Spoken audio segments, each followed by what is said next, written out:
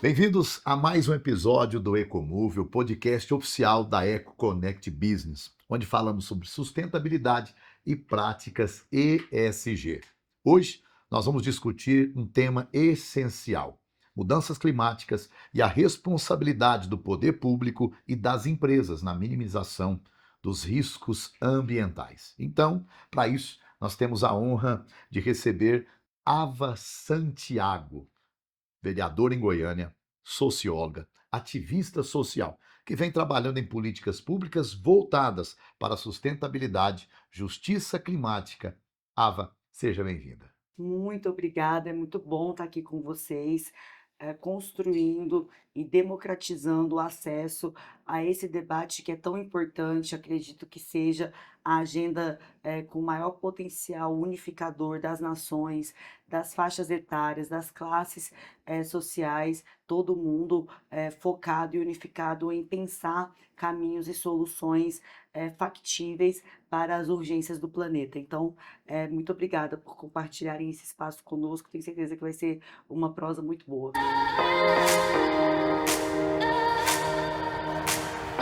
Para começar, Ava, fale um pouco para a gente sobre a sua atuação como ativista, ativista climática e agente público preocupada com a sustentabilidade. Excelente. É muito comum que as pessoas tenham uma percepção equivocada sobre essa pauta, achando que ela não está muito presente no debate público do município, ou seja, que compete mais ao governo federal, ao Congresso Nacional, discutir essa demanda, quando na verdade não.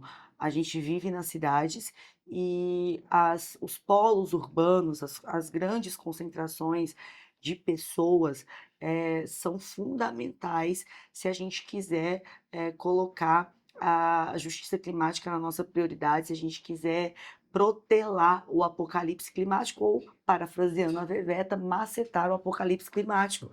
A gente precisa das cidades, a gente precisa dos agentes públicos municipais. Então, desde o início do primeiro mandato, vem construindo um debate profundo sobre o uso do solo na cidade de Goiânia, sobre ocupação dos espaços urbanos, sobre responsabilidade com as nossas nascentes, porque não só estou vereadora em uma capital, como estou vereadora na capital que tem a maior capacidade de Goiânia, né? articular política para o Cerrado. Centro do Então, Brasil. exatamente. Então, o estado de Goiás é o estado que tem em si a maior território do bioma cerrado, e muitas vezes a gente é secundário, a gente é coadjuvante na nossa própria história. Então, nesses últimos anos, como parlamentar, eu tenho não só trabalhado para colocar isso na urgência da pauta, na centralidade da atenção da Câmara, como também ativamente fiscalizado para que o uso do solo e das águas seja feito com responsabilidade social e ambiental. Olha, e qual é o papel do poder público, da Câmara Municipal, para promover essas políticas de ESG e também para combater, né, as mudanças climáticas? Veja bem, infelizmente, eu faço parte de uma legislatura que contribuiu para destruir o restinho do que a gente tinha de cinturão moral e sanitário em relação ao plano diretor. A gente trabalhou fortemente contra isso, mas o plano diretor enviado pela prefeitura e aprovado pela maioria dos meus colegas, permitiu, fez alterações na lei que são terríveis para Goiânia. Então, para ficar em alguns exemplos para você se escandalizar junto comigo, nós tínhamos como lei, como obrigação, guardar uma margem de proteção de 500 metros para que não houvesse edificações com menos de 500 metros do aterro sanitário, da estação de tratamento de esgoto Certo. e das margens do João Leite. Ok. O plano diretor reduziu para 100 metros. Então, hoje você pode simplesmente enfiar uma indústria a 100 metros do aterro sanitário de Goiânia. Você pode enfiar uma indústria a 200 metros da ET, da Estação de Tratamento de Esgoto. isso tem tantas camadas, dramáticas de contaminação do solo, de contaminação da água, além de poder causar um caos de saúde pública, porque se você perfura um cano equivocadamente, se você perfura um duto equivocadamente, você coloca todo aquele chorume para circular na água que a gente Claro. bebe. Então esse é um dos exemplos de uma especulação imobiliária predatória que faz um lobby indecente dentro do poder legislativo e também do poder executivo, flexibilizando de maneira a favorecer essas corporações em detrimento da segurança climática e da segurança social das pessoas aqui de Goiânia. Um outro exemplo para voltar a bola para você e a gente continuar nessa conversa, que para mim também é terrível, é que as alterações do plano diretor permitiram construir em cima de nascente intermitente. O que, que significa isso? Que uma nascente que seca em determinado período do ano, por isso Ok, ela chama intermitente, quando ela está na cheia, você não pode construir, mas ela seca, ok. você vai lá e mete um prédio nela com Olha, ela seca. Ela nunca mais volta a existir, ou seja, você matou uma nascente. E essa foi uma das autorizações. O que, que a gente está fazendo para reverter?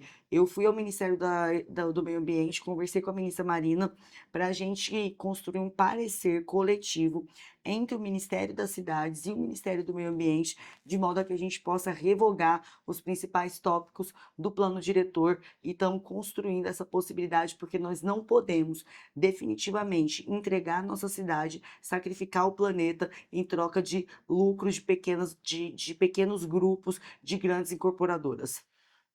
há uma preocupação do empresário. Então, como que a Câmara Municipal pode incentivar as empresas locais a adotarem práticas sustentáveis para reduzir as suas emissões de carbono? Muito boa sua pergunta. É interessante porque o poder público, ele tem à sua disposição a cartela tributária e ele pode incentivar as práticas que forem, entendidas como prioritárias. Então, recentemente tinha uma discussão, por exemplo, sobre o Centraliza, que é, né, um programa de requalificação do centro de Goiânia, que estava prometendo ali uma isenção total de ITU e IPTU para estacionamentos no centro de Goiânia, durante 15 anos. Qual que é o efeito disso? Você amplifica os vazios urbanos e favorece a especulação imobiliária, porque você mantém aquele vazio urbano ali até o terreno ficar super caro, depois você constrói um arranha-céu. Qual que é a minha proposta? Tirar essa concessão dos estacionamentos e levar essa concessão tributária para as empresas que se adequarem às metas de Perfeito. redução de carbono, que se adequarem às metas de manejo do solo, de manejo de resíduos. A gente tem, para ficar em um exemplo, o programa Minha Casa Minha Vida Ok. mesmo. Ele já está passando por uma adaptação para que os materiais da construção civil sejam Recicláveis. biodegradáveis ou ecológicos. A gente pode substituir materiais predatórios e processos predatórios por processos que sejam limpos, que Ok. diminuam a emissão de carbono e que, para isso, o empresário receba as concessões tributárias. Mas não é só isso. A gente tem um campo muito rico de financiamentos internacionais. Vale ressaltar, e eu não posso deixar de falar isso, que nós estamos no ano de COP e o Brasil, pela primeira vez, vai sediar a Conferência Mundial do Clima na cidade de Uau! Belém. Então, é um baita campo de oportunidades, porque os grandes financiadores, os bancos internacionais, as agências captadoras estão todas de olho na gente. Então, é mais do que obrigação do poder público ser esse agente facilitador Claro, entre o pequeno empresário e as grandes corporações que querem financiar, dando os grandes segurança. fundos globais que querem financiar esse tipo de iniciativa. Isso é maravilhoso. Pessoal, nós vamos ter o EcoConnect Business, será um grande palco para discutir soluções sustentáveis. E eu quero conversar com a nossa convidada de hoje. Para você, como você vê a importância desse tipo de evento para ampliar os debates sobre o ESG o que é sustentável? É fundamental que a gente faça isso. É engraçado porque Goiânia, ela está posicionada geograficamente de maneira muito estratégica. Então a gente recebe todo tipo de conferência, congressos de profissões, de empreendedorismo, e a gente vai perdendo a oportunidade histórica de sediar uma pauta como essa. Como eu disse e repito, nós estamos na capital de Goiás, que tem o maior bioma de cerrado do Brasil, a maior parte do cerrado está concentrada aqui, tem um pouco no Tocantins, no Mato Grosso e assim por diante. O mundo inteiro tem olhos muito voltados para a Amazônia, sendo que o cerrado é fundamental para que exista a Amazônia, não existe a Amazônia sem cerrado.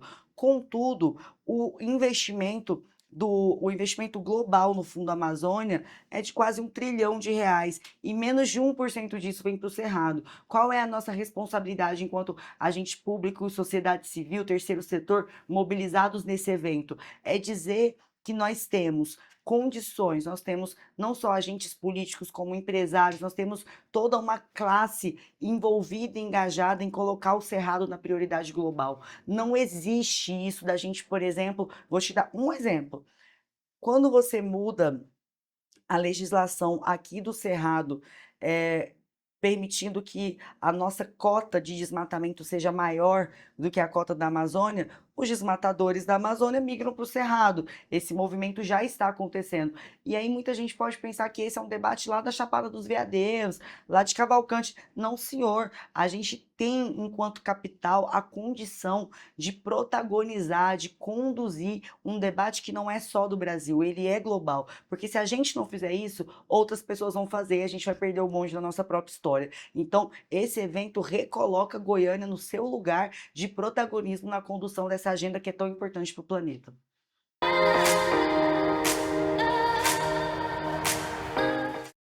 Iniciativas legislativas e impacto nas empresas. É o tema do nosso segundo bloco. Ava, então, as pessoas querem saber quais os projetos de lei ou iniciativas que você defende para tornar a cidade mais resiliente. E a gente sempre pensa, né, aos impactos. Esses impactos é o que está trazendo, né, a preocupação para quem conhece de meio ambiente, para quem sabe que isso é mal. Então, nós precisamos fazer algumas coisas para as mudanças climáticas. Fale para a gente. Perfeito. Veja bem, o primeiro passo mais importante é a gente conseguir conter a destruição do planeta, e isso no âmbito da nossa legislação. Eu citei no início da nossa conversa, os tópicos do plano diretor que são prejudiciais para a cidade, e o que a gente tem feito de maior e mais urgente é tentar reverter isso. Eu apresentei várias emendas, essas emendas foram infelizmente rejeitadas pelos colegas, mas nós ainda podemos recorrer e estamos fazendo isso, recorrendo não só ao judiciário, como também a instâncias superiores, como o próprio Ministério do Meio Ambiente. Segundo, e mais legal para todo mundo, especialmente para quem empreende, é a gente estar montando uma espécie de cardápio de recursos, onde a gente identifica quem são os financiadores de iniciativas inovadoras, de adaptação, que fornecem crédito a juros zero para fazer essas adaptações, e a gente quer entregar no nosso encontro esse cardápio. Então, estou trabalhando para isso. Fui escalada pelo governo federal para compor a comissão organizadora da COP, o que tem me dado a possibilidade de conversar com agenciadores de financiamento do mundo inteiro. Então, a gente tem asiáticos, europeus, chineses, todo mundo muito interessado em investir em empreendimentos brasileiros que apostem não só numa redução da emissão de carbono, como em práticas que consigam aliar desenvolvimento e proteção do planeta. Vale ressaltar, gente, que só para entre 2024 e 2026 tem o Fundo Clima, que é de 500 bilhões de reais. E ele investe em uma série de áreas. Ele investe em pesquisa, ele investe em patente, ele investe em obras, ele investe em pequenos empreendedores. Para vocês terem ideia, o Fundo Clima, ele não está só no Ministério do Meio Ambiente, ele está no Ministério do Meio Ambiente, ele está no Ministério das Cidades, ele está no Ministério da Indústria e Comércio. Maravilhoso. Então, tem várias áreas. E eu fico, às vezes, assim, eu perco o sono quando eu vejo pequenos produtores, pequenos empresários fazendo de um tudo para se adequar às metas e expectativas do planeta por conta própria, Ok. sendo que existe o recurso. Olha Então, só. o meu papel nesse lugar é apresentar essas portas, essas possibilidades e disponibilizar um time que seja capaz, competente o suficiente para ajudar todo mundo que quiser acessar Maravilhoso. esses recursos, a acessá-los o quanto antes. Isso é maravilhoso. Olha, de forma, nós ficamos preocupados. E essa preocupação é da audiência. Então as pessoas sempre vão perguntarem, né, de que forma a gestão pública pode garantir que políticas ambientais sejam socialmente justas e acessíveis para toda a população? Muito boa essa pergunta, por quê? Porque, infelizmente, nós fomos acumulando erros de percurso. Não só o erro de não priorizar o planeta, é sempre assim, a gente tratar o planeta ou o debate ambiental ou como sendo um debate pequeno burguês, quer dizer, só playboy que não tem fome, que não pega ônibus, que se interessa por isso. Isso não é pobre, não está preocupado com isso, trabalhador não está preocupado com isso, porque o trabalhador tem conta para pagar e não pensa em meio ambiente. Essa é uma máxima que a gente ouve muito. Ah, só esse pessoal da universidade, ou esses empresários, ou esses ativistas que não têm mais o que fazer, o pobre quer comer, quer viver bem. Essa é uma grande mentira, que ela é uma mentira estratégica, ela não é uma mentira apenas por falta de informação, ela é uma desinformação programada. Eu sempre digo que desinformar é mais caro do que informar. Existe uma indústria de desinformação que mira o debate ambiental justamente para precarizar os acessos. Por que que eu estou fazendo essa introdução um pouquinho mais longa?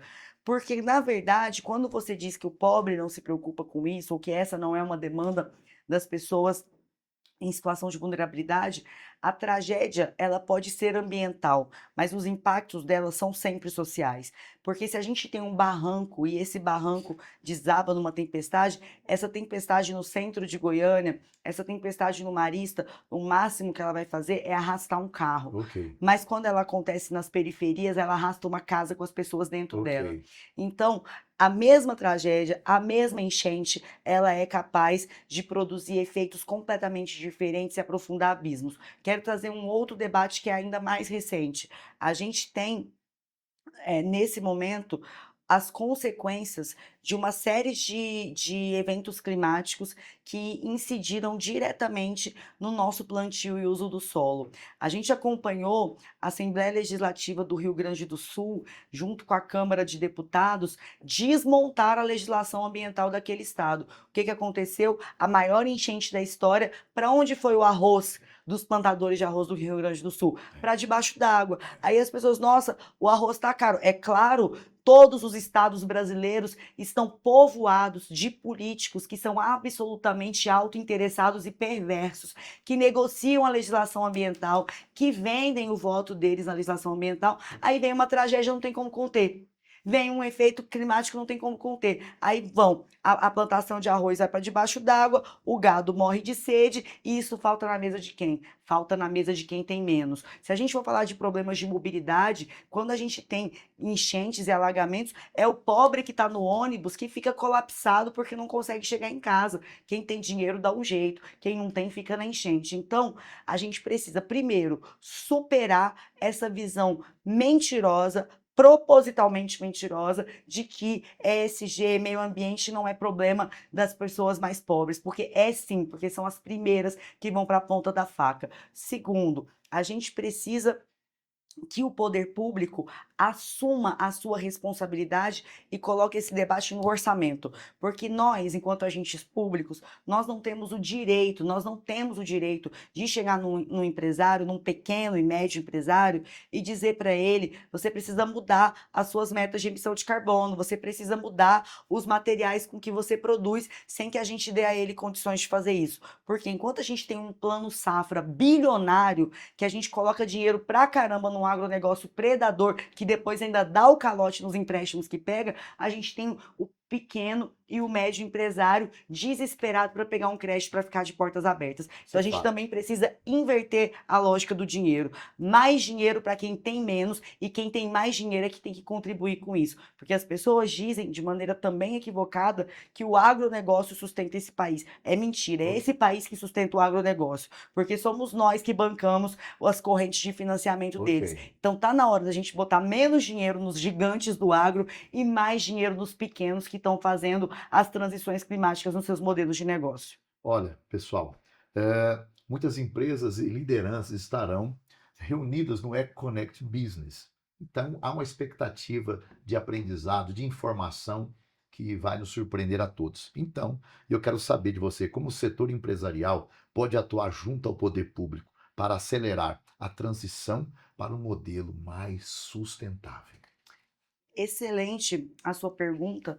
O primeiro passo é que a gente precisa de uma mudança de paradigma, uma mudança de visão de mundo. Os empresários precisam compreender, e o poder público tem também o seu papel nesse processo de compreensão, de que fazer essa transição não causa prejuízo, pelo contrário, causa lucro, lucro real. É claro que a gente tem razões filosóficas, morais, ambientais, sociais para falar sobre isso, mas eu vou começar a falar na língua que todo mundo entende, que é o dinheiro.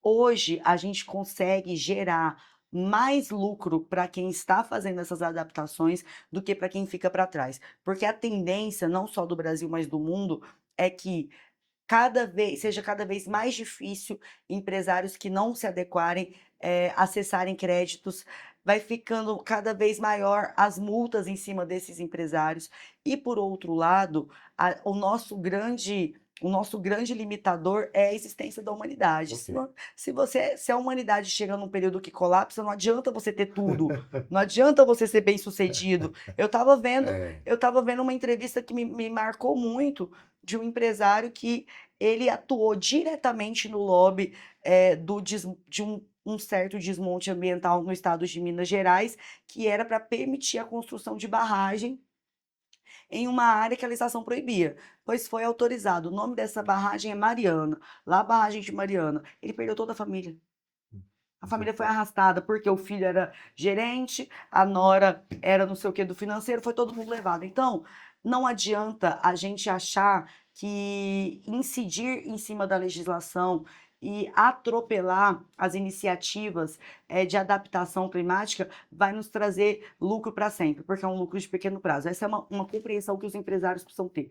E a segunda é: acessem os fundos internacionais. Eu fico desesperada quando eu vejo empresários que não sabem a quem recorrer. E o nosso encontro vai ser fundamental para isso, para ensinar o caminho do recurso internacional, porque tem gente do mundo inteiro querendo investir no Brasil e a gente não pode perder essa oportunidade, essa janela histórica de oportunidades. Isso será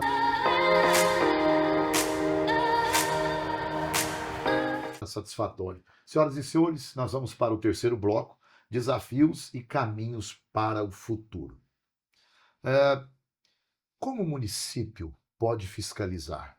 E a nossa pergunta é: ele precisa cobrar, ter maior insistência para que as pessoas tenham maior responsabilidade ambiental e social, é claro, porque essas empresas não podem ficar leigas a isso. Então, essa é a pergunta que não quer calar, para que eles não sejam prejudicados, sem prejudicá-los. E, é claro, incentivando sempre o desenvolvimento econômico local.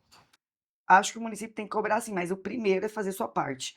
É muito. Por que que os empresários, as empresárias, os empreendedores ficam de saco cheio, falando assim português bem rasgado, ficam de saco cheio e dizem: ah, a legislação ambiental é muito dura, a fiscalização é muito dura, a gente é muito penalizado, porque de fato são muito penalizados quando são pequenos. Se a gente vou pegar um exemplo de fiscalização ambiental no município, você tem um botequinho ali no centro de Goiânia, você recebe muito mais visita da AMA do que se você faz um show gigante no Serra Dourada, sabe? Então, o poder público precisa ser o primeiro a dar o exemplo e fazer uma fiscalização que seja equânime, que seja justa, que não penalize o pequeno e favoreça o grande, mas que traga aquele que já ganhou tanto com o poder público para colaborar para que o pequeno e o médio tenham condições de se estabelecer. Dito isso, é claro que tem que fiscalizar, é claro que tem que ser rígido, mas também tem que dar incentivos, porque a gente tem, por exemplo, em Goiânia, um projeto que tramita na Câmara de doação de áreas públicas.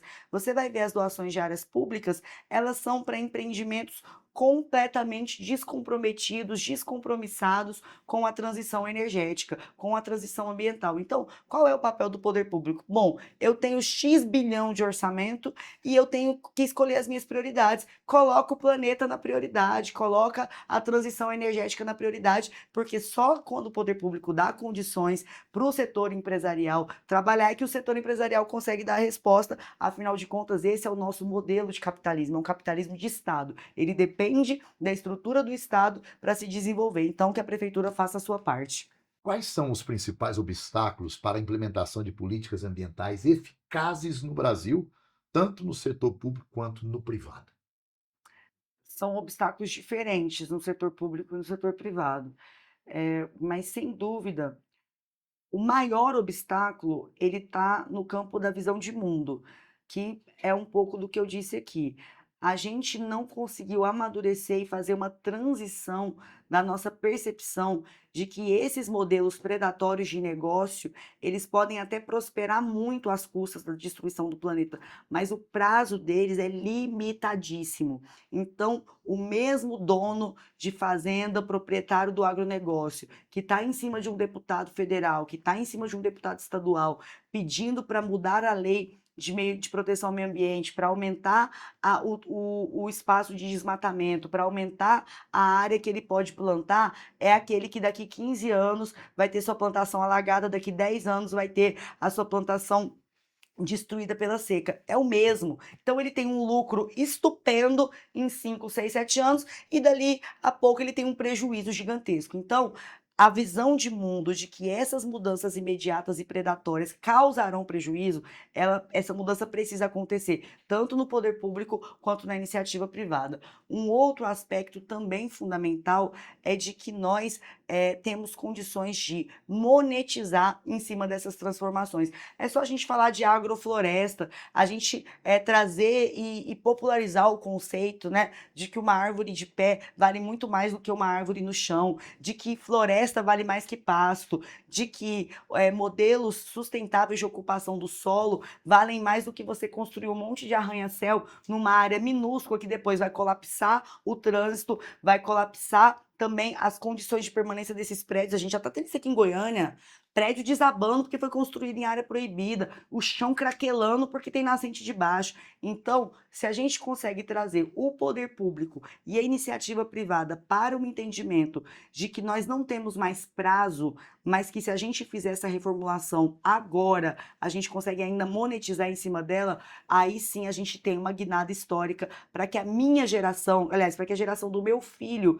não tenha que enfrentar o que nós estamos enfrentando. Quero finalizar essa resposta com um exemplo. A gente teve no ano passado um episódio dramático no Cerrado, que foram 4 dias de Goiânia amanhecendo debaixo de fumaça. A gente achava que era neblina, mas eram queimadas que vieram para cá e tornaram a respiração na nossa cidade Exatamente. insustentáveis. Foi. Por que teve essas queimadas? Porque a gente teve todas as encostas de Cerrado destruídas nos últimos 10 anos. Aí meu filho, que agora tem 6, tinha 5, acordou e quando eu fui levantá-lo para ir para a escola, tinha uma poça de sangue no travesseiro, que ele sangrou o Ok. nariz dele, não foi para a escola. Mandei mensagem para a professora falou assim: ixi, metade da turma dele não veio, porque as nossas crianças todas, o meu filho e os filhos Ar dos seco, outros, não estavam conseguindo respirar. Os hospitais estavam com pico de doenças congestionados. internadas, com doenças respiratórias. Então, a galera adora dizer que defende a vida, que defende as infâncias. Não tem como defender a vida e defender as infâncias sem defender o planeta. Porque na hora que o Positivo. bicho pega, é o filho da gente que vai para o hospital com Não é só problemas o filho do respiratórios. vizinho, não. Exatamente. Ava, muito obrigado pela sua participação, foi enriquecedor.